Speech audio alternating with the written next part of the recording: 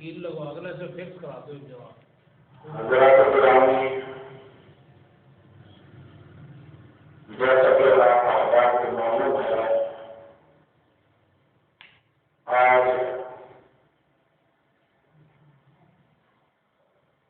جماعت الاول کی 14 تاریخ ہے۔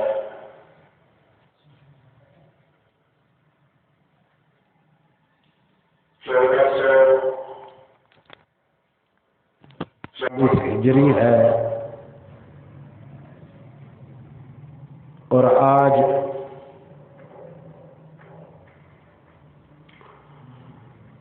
9 دسمبر سن 2022 عیسوی ہے۔ گزشتہ جمعے میں آپ احباب کے سامنے آگاہ کیا تھا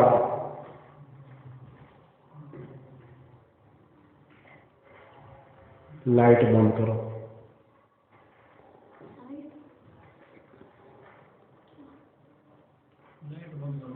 پہلے لائٹ بند کرو۔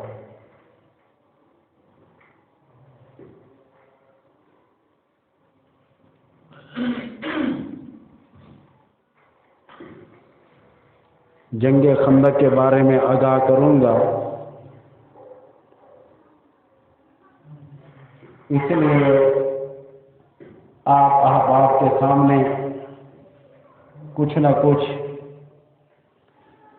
جنگ خندق کے بارے میں آگاہ کروں گا۔ گزشتہ جمعے میں نے یہ تفصیل بتائی تھی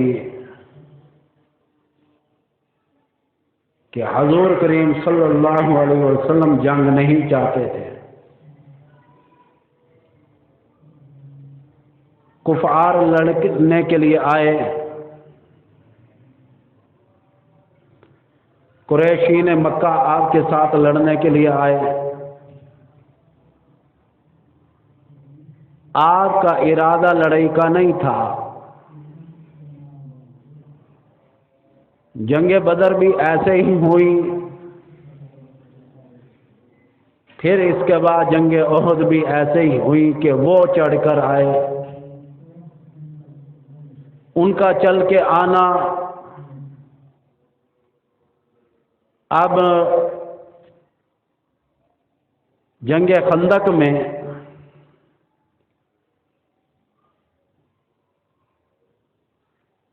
کافی ساری طاقتوں کو اکٹھا کیا۔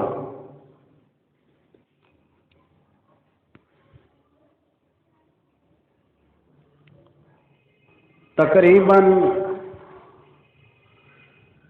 1 درجن کے قریب قافلوں کو اکٹھا کیا کہ ہمارا ساتھ دو۔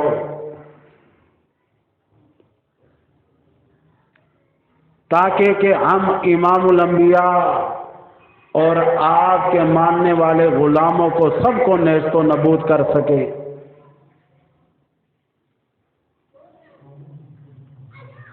1 درجن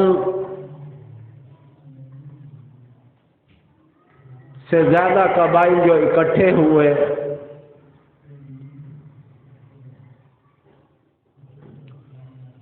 بنو نذیر اور بنو قریظہ، یہ 2 قبیلے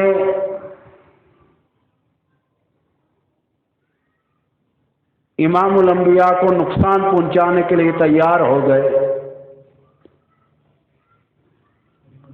اصل میں آپ احباب کو بتاؤں کہ ریاست مدینہ قائم ہو گئی۔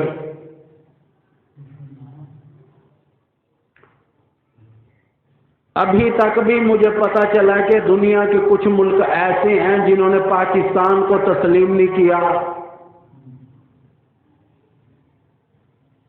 یہ تو ان کی خام خیالی ہے، اور دنیا نے پاکستان کو اگر تسلیم کیا تو سن 1965 کی جنگ کی وجہ سے بہت زیادہ تسلیم بھی کیا کہ واقعی پاکستان بھی ایٹمی پاور ہے طاقتور ہے، ان کے پلے بھی کچھ ہے۔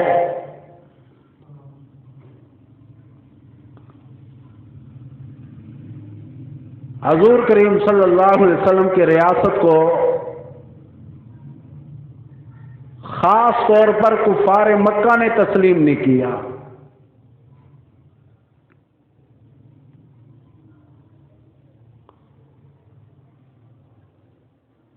وہ بڑے بڑے طاقتوروں کو اکٹھا کر کے لائے۔ یہ بھی یاد رکھنا کہ عرب میں خندق نہیں کھودی جایا کرتی تھی۔ جب سرکار کو پتا چلا کہ 12 قبائل 12 طاقتیں اکٹھی ہو کر مجھ پر حملہ کرنے کے لیے آ رہے ہیں، بعضوں نے لکھا ہے 10,000 افراد تھے، بعض کہتے ہیں نہیں 20,000 افراد اکٹھے ہو کر حملہ کرنے کے لیے آ رہے تھے۔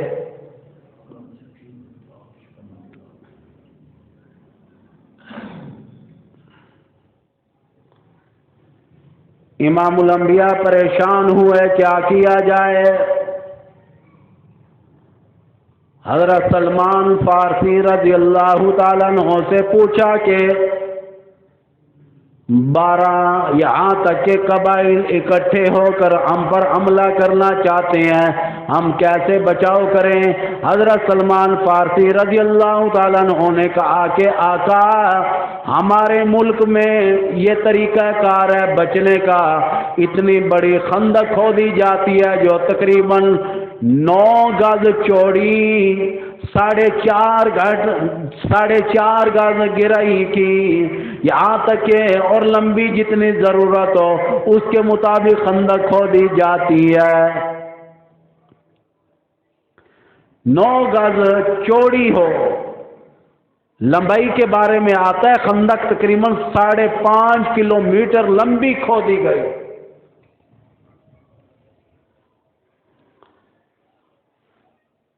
اور اسی طرح اس کی گہرائی تقریباً 4.5 گز۔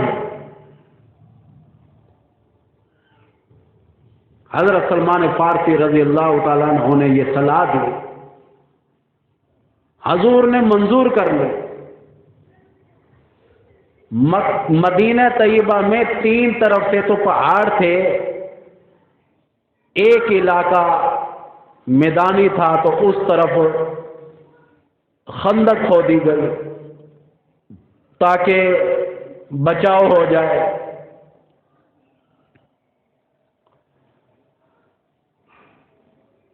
اب بتاؤ، کتابوں میں آتا ہے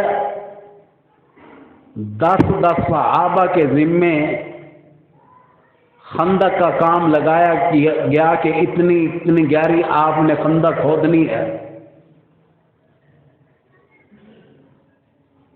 حضور نے آرڈر دے دیا، منافقین نے مخالفت کی کہ اتنا گہرا جو ہے کھڈے کی وجہ کیا ہے، کیوں کھدوانا چاہتے ہیں، وجہ کیا ہے؟ حملے سے بچا جائے۔ اگر آپ احباب کو میں یوں سمجھاؤں کہ خندق کی وجہ سے تلوار کا وار تو اب آمنے سامنے تو نہیں تھے، لیکن تیر اندازی کا کام سارا توپوں سے بڑھ کر، سارا نظام تیر اندازی کا اب آگے چل رہا تھا۔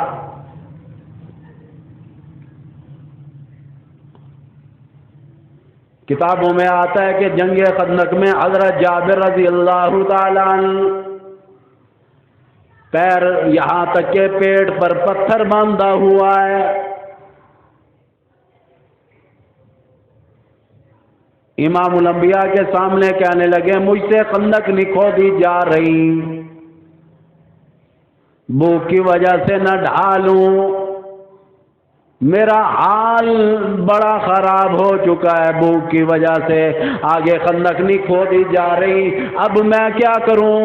سرکار مدینہ نے اپنی قمیض، اپنا چوغا مبارک اوپر کیا، فرمایا اے میرے صحابی میرا حال دیکھ، یہاں تک کہ کتنی بھوک کی وجہ سے حالت ہے۔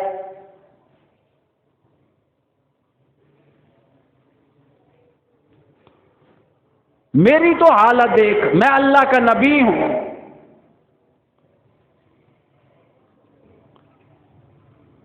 اس معاملات میں ایک صحابی حضرت جابر تیار ہوئے کہ سرکار کو بھوک لگی ہے، ان کے صحابی حضرت ابو ہریرہ کو بھوک لگی ہے، 2-4 اور صحابہ کو لے کر آئے، ہمارے یہاں کھانا کھائے۔ یہ ہمارے یہاں آ کر کھانا کھائے۔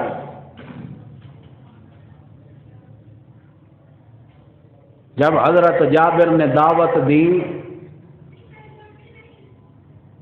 سرکار نے تمام فوج کو آرڈر دے دیا، سارے لشکر کو آرڈر دے دیا، ساری فوج کو آرڈر دے دیا، آج حضرت جعفر کے یہاں دعوت ہے، آؤ کھانا کھانے چلیں۔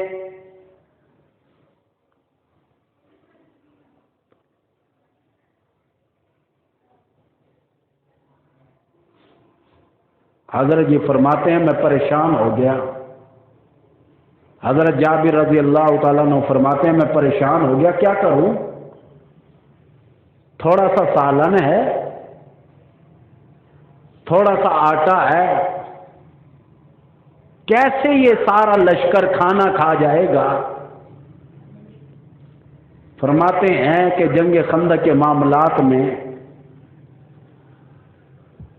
سرکار نے کہا کہ جب تک میں نہ آؤں ہانڈیا سے ڈھکن نہیں اٹھانا، اور آٹے کو بھی ڈھام کے رکھنا ہے۔ صحابہ فرماتے ہیں جب سرکار آئے، اپنا لعاب دہن، اپنی تھوک اس میں ڈالی، سالن سارے صحابہ نے کھا لیا رج رج کے، اور اسی آٹے میں سے تمام صحابہ نے روٹیاں کھا لی، پھر بھی آٹا اتنا باقی بچا ہوا تھا، سالن بھی باقی بچا ہوا تھا۔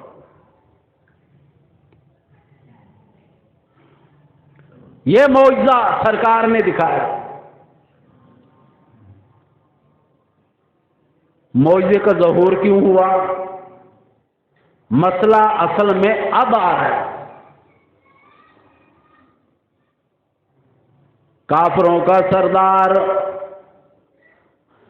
عمر بن واد جو ہے، یہاں تک کہ جنگ خندق میں آیا، یہاں تک کہ خندق کو پلانگ کے آیا، کتابوں میں آتا ہے 100 بڑے بڑے بہادر یہاں تک کہ عمر بن واد کے سامنے کھڑے نہیں ہو سکتے تھے۔ 100 بہادروں کے لیے اکیلا کافی تھا، کوئی بھی اس کے سامنے نہیں آ سکتا تھا۔ یہ پار ہو کر گیا ہے۔ اسی طرح 2-4 اور بھی کافر آ گئے، خندق کے اس حصے سے آئے جس کی چوڑائی تھوڑی سی کم تھی۔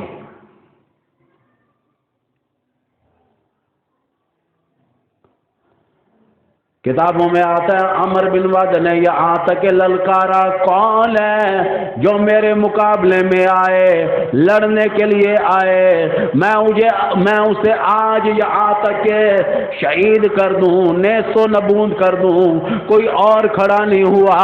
حضرت علی مرتضیٰ کھڑے ہوئے، کہنے لگے میں تیرے مقابلے میں لڑنے کے لیے تیار ہوں۔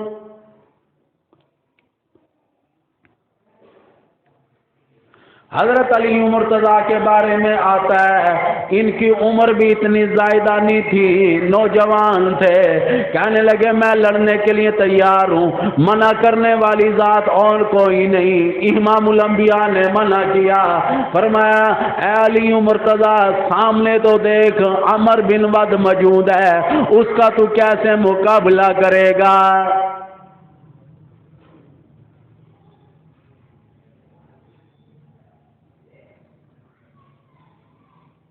عمر بن ود کے بارے میں آتا ہے کہ پورا عرب ڈرتا تھا، 100 آدمیوں کو تو ایسے گاجر مولی کی طرح کاٹ کے رکھ دیتا تھا، اتنا طاقتور تھا۔ پھر جنگ خندق میں کہنے لگا کون ہے جو میرے مقابلے میں آئے؟ کوئی اور صحابی نہیں اٹھا، امام الانبیاء کا کوئی اور غلام حامی بھرنے کے لیے تیار نہ ہوئے، یہاں تک کہ حضرت علی مرتضیٰ کے بارے میں آتا ہے، پھر یہ کھڑے ہو گئے، کہنے لگے عمر بن ود میں علی مرتضیٰ تیرے مقابلے میں سامنے آنے کے لیے تیار ہوں۔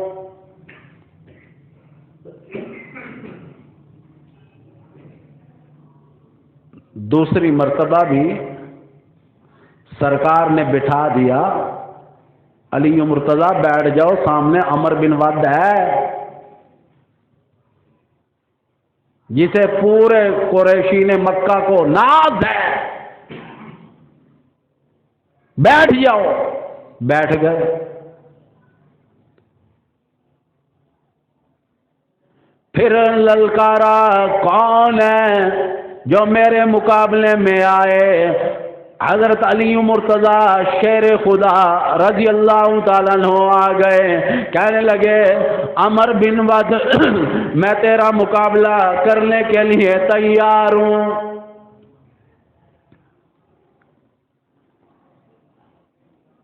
حضور نے پھر فرمایا اب نہیں بیٹھوں گا، اب نہیں بیٹھتا۔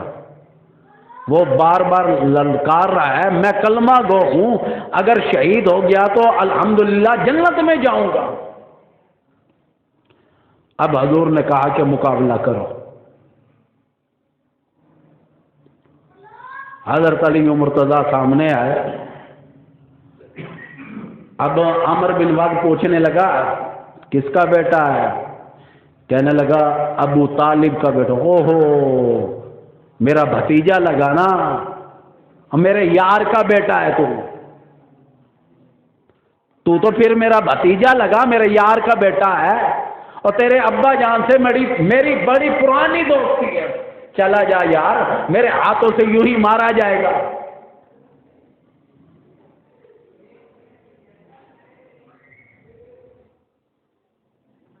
عمر بن ود نے وار جو کیا حضرت علی مرتضیٰ کی زرہ کے بارے میں آتا ہے، زرہ کے 2 ٹکڑے ہو گئے، اور آپ کو زخم بھی ہوا۔ پھر بھی آگے بڑھ کر عمر بن ود کو جو ہے نیست و نبود کر دیا، جہنم رسید کر دیا۔ کس نے؟ حضرت علی مرتضیٰ نے۔ جب عمر بن ود مارا گیا، اب تمام مسلمان جوش میں آ گئے۔ جو بات آپ کو بتانے والی ہے کہ معجزوں کا ظہور کیسے ہوتا ہے، کیسی وجوہات ہوتی ہیں۔ عمر بن ود اتنا بڑا کافر، اتنا بڑا پلوان مارا گیا۔ جنگ خندق میں کفار والوں نے اعلان کیا 10,000 درہم، یا اس دور کے مطابق جو رقم تھی 10,000 درہم تمہیں دینے کے لیے تیار ہیں، ہماری اس لاش کو واپس کر دیا جائے۔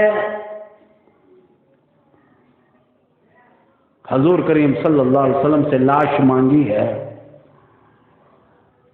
صحابہ کہہ سکتے تھے آقا ہم بھوکے ہیں، ہم پیاسے ہیں، ہمیں بہت ضرورت ہے پیسے کی، لہذا 10,000 نہیں، ہم 20,000 لے کر پھر چھوڑیں گے، کہہ سکتے تھے۔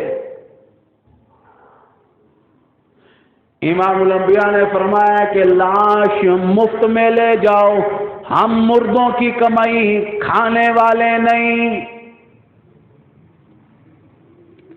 مردوں کی کمائی کھانے والے نہیں ہیں، آپ لاش جو ہے مفت میں لے جاؤ، ہم دینے کے لیے تیار ہیں۔ عمر بن ود کی لاش جو ہے سرکار نے دے دی، اس کی وجہ سے اب معجزے کا ظہور ہوا۔ بتانا یہ چاہتا ہوں کہ معجزات کے ظہور کی بھی کوئی نہ کوئی سبب بنتا ہے۔ ایک تو یہ مشہور معجزہ ہے سرکار کا کہ کھانا کئی ہزار افراد کھا لیا۔ ایک کھجوروں کا بھی واقعہ ہے، ایک صحابی نے لا کر کھجوریں دی، بس اتنی کھجوریں تھیں کہ حضور صلی اللہ علیہ وسلم کے اس سے 2 ہاتھ بھر گئے۔ بس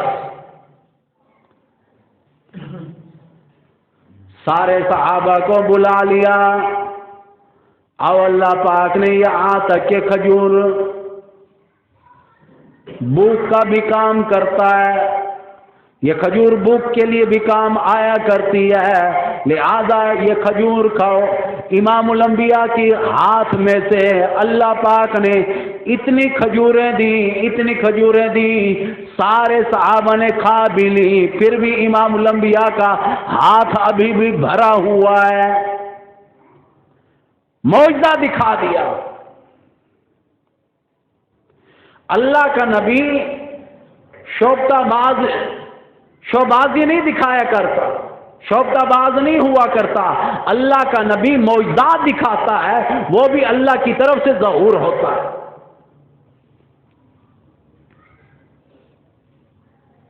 5 ہجری میں جنگ خندق ہوئی، 15 دن تک یہ جنگ جاری رہی، لڑائی ہو بھی نہیں رہی۔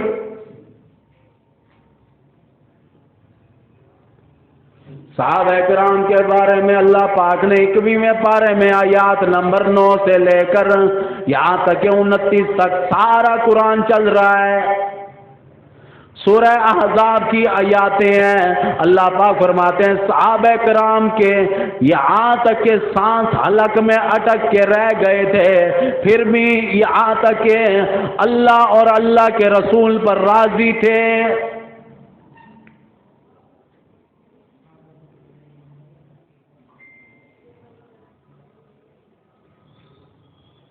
قلوب العناجر کے الفاظ کسی اور نے بیان نہیں کیے ہے، خود قرآن حکیم کہتا ہے ان کے قلب، ان کے دل منہ کی طرف آ گئے تھے، ان کے دلوں کے ساتھ کیا بن رہی تھی اللہ پاک فرماتے ہیں تم نہیں جانتے، پر ان کا ایمان اتنا مضبوط تھا، ان کا یقین اتنا مضبوط تھا۔ اللہ پاک فرماتے ہیں میں تعریف کرنے کے لیے تیار ہوں۔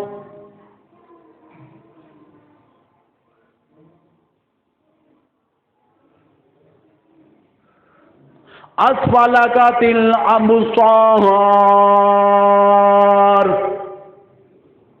ان صحابہ کے بارے میں سورہ احزاب میں مالک کائنات نے ذکر کر دیا۔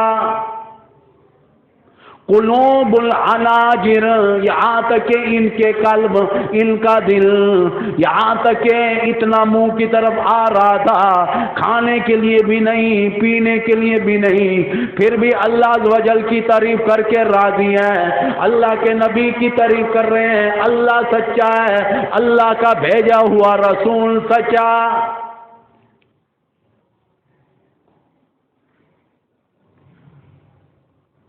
ان دونوں کو سچا کہا، اللہ کو بھی اللہ کے رسول کو بھی۔ وصدق اللہ وصدق الرسول، غالباً یوں ہی الفاظ قرآن کے ہیں۔ میں اس ہفتے اتنی محنت نہیں کر سکا، کچھ طبیعت ناساز تھی، کچھ ٹائم نہ ملا، تو انشاءاللہ ابھی بھی ارادہ ہے کہ اگلے جمعے میں آپ احباب کے سامنے تفصیل سے ذرا آیاتیں بھی پیش کروں نا، قرآن کیا بیان کرتا ہے۔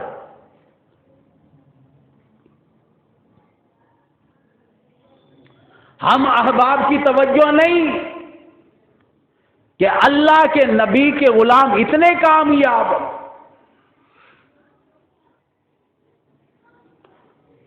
ہر موڑ پر ساتھ دیا۔ کیا بتاؤں، یہاں تک کہ جنگ خندق میں قرآن حکیم کہتا ہے، اللہ پاک فرماتے ہیں ایسی ہوا چلائی، اتنی اندھیری آئی، یہاں تک کہ کفار مکہ والوں کے پکانے کا سامان اڑ کر کہاں جا پھینکا، کہاں جا گرا، یہاں تک کہ ان کی دیگیں اڑ گئی، ان کے خیمے اکھڑ گئے، یہاں تک کہ انہیں اتنی تکلیف کا سامنا کرنا پڑا۔ فرمایا یہ ساری ہوا چلانے کا میرا مقصد امام الانبیاء کے غلاموں کا ساتھ دینا ہے۔ اللہ فرماتے ہیں اپنے محبوب کا میں نے ساتھ دیا۔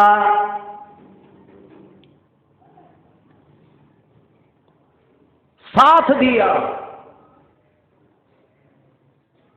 قرآن کہتا ہے جب اندھیری چلی ان کا سارا راشن جو ہے مٹی مٹی ہو گیا، اور قرآن کہتے ہیں نیچے گر گیا زمین پر، مٹی کے ساتھ سارا ان کا کھانے پینے کا ساز و سامان مٹی مٹی ہو گیا۔ امام الانبیاء یہاں تک کہ جنگ خندق کی فتح لے کر آئے۔ یاد رکھنا اس جنگ خندق میں سرکار کی 4 نمازوں کے بارے میں آتا ہے قضا ہوئی۔ ظہر کی نماز آپ نے نہیں پڑھی نہ پڑھائی، عصر کی نماز نہ پڑھی نہ پڑھائی، یہاں تک کہ مغرب کی نماز نہ پڑھی نہ پڑھائی، عشاء کی نماز کا بھی ٹائم ختم ہو رہا تھا، تیر اندازی چاروں طرف سے اتنی ہو رہی تھی۔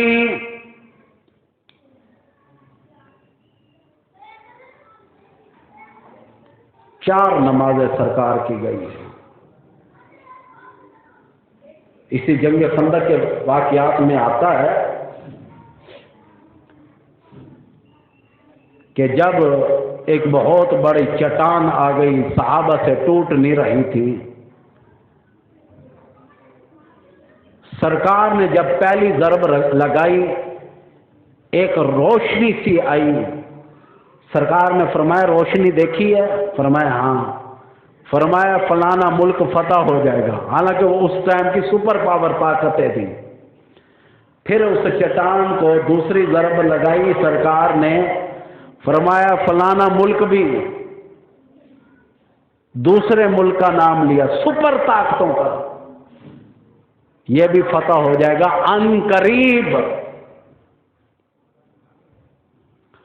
پھر تیسری ضرب لگائی، یہاں تک کہ وہ چٹان ریزہ ریزہ ہو گئی۔ سرکار نے فرمایا کہ الحمدللہ ثم الحمدللہ، یہ تیسرا جو ملک ہے یہ بھی مسلمانوں کے ہاتھوں سے فتح ہو جائے گا۔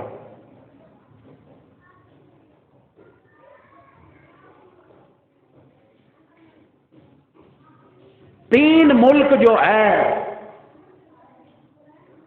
وہ حضرت عمر کے دور میں ان کے کنگن تک جو ہیں مسلمانوں کے ہاتھ میں آئے۔ سپر پاوروں کا نام لیا۔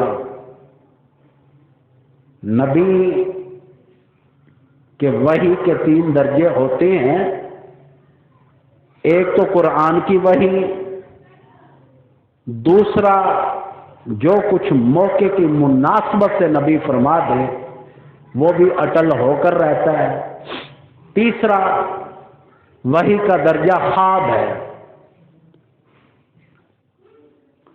اس لیے حضور صلی اللہ علیہ وسلم نے جو کچھ فرما دیا وہ ہو گیا۔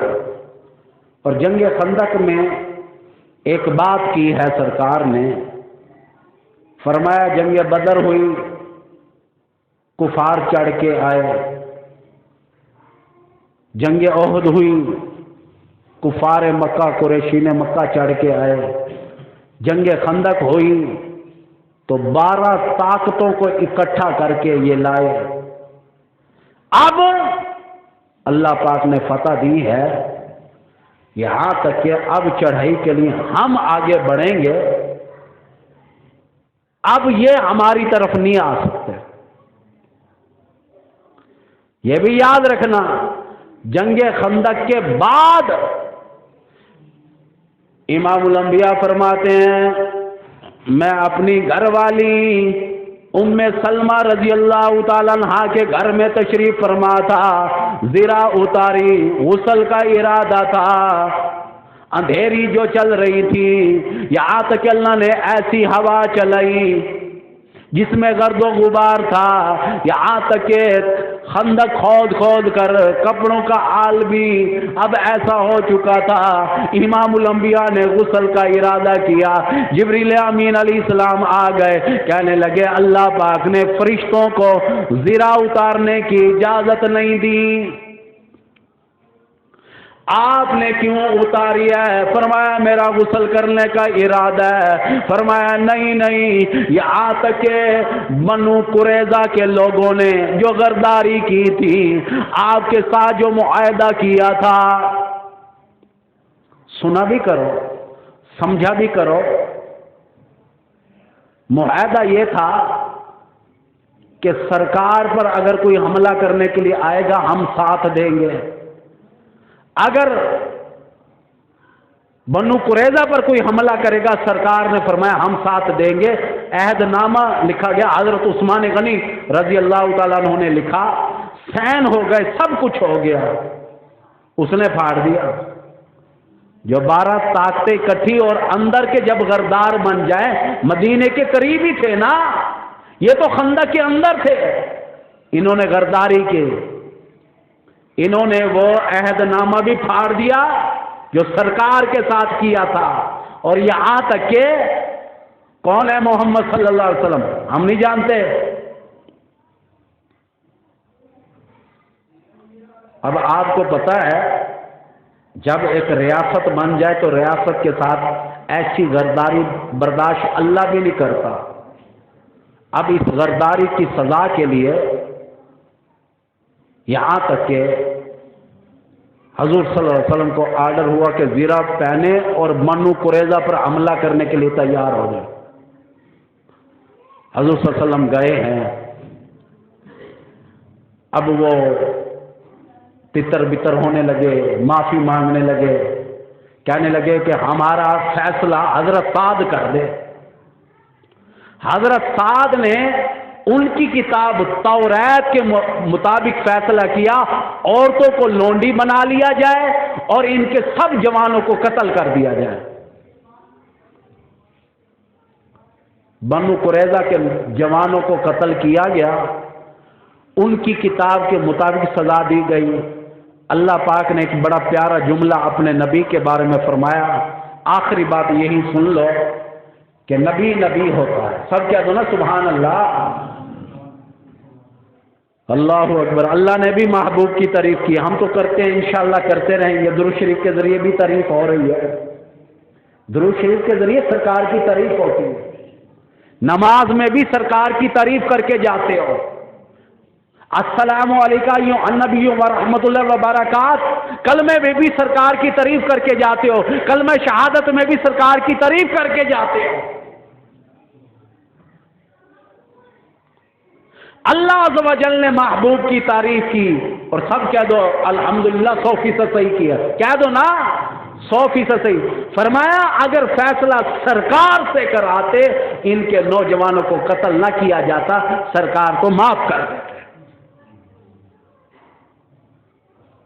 اب بتاؤ یہی ہوا ہے یا نہیں؟ فتح مکہ کے موقع پر کوئی معمولی تعداد نہیں تھی، آپ صلی اللہ علیہ وسلم گئے ہیں شان و شوکت کے ساتھ۔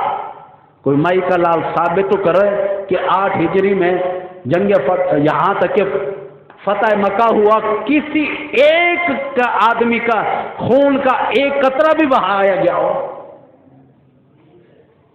حضور صلی اللہ علیہ وسلم نے سب کو معافی دی ہے، یہ نبی کی شان ہوتی ہے، نبی معاف کر دیتا ہے۔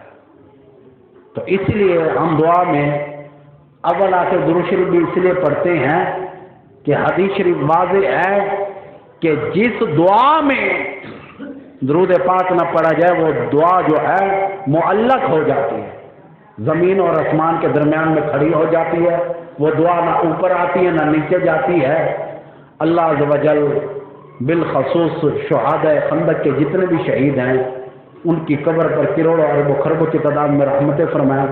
اگر جن احباب نے کچھ تھوڑا سا اس کا عنوان پڑھنا ہو، سورہ احزاب 21واں پارہ آیات نمبر 9 سے لے کر 29 تک کا مطالعہ کرو، مزہ آئے گا۔ اللہ نے خود ذکر کیا تو انشاءاللہ میں بھی آئندہ آنے والے جمعے میں قرآن کی یہ آیاتیں بیان کروں گا تاکہ مزہ آ جائے کہ قرآن کیا کہتا ہے وما علینا الا البلاغ المبین۔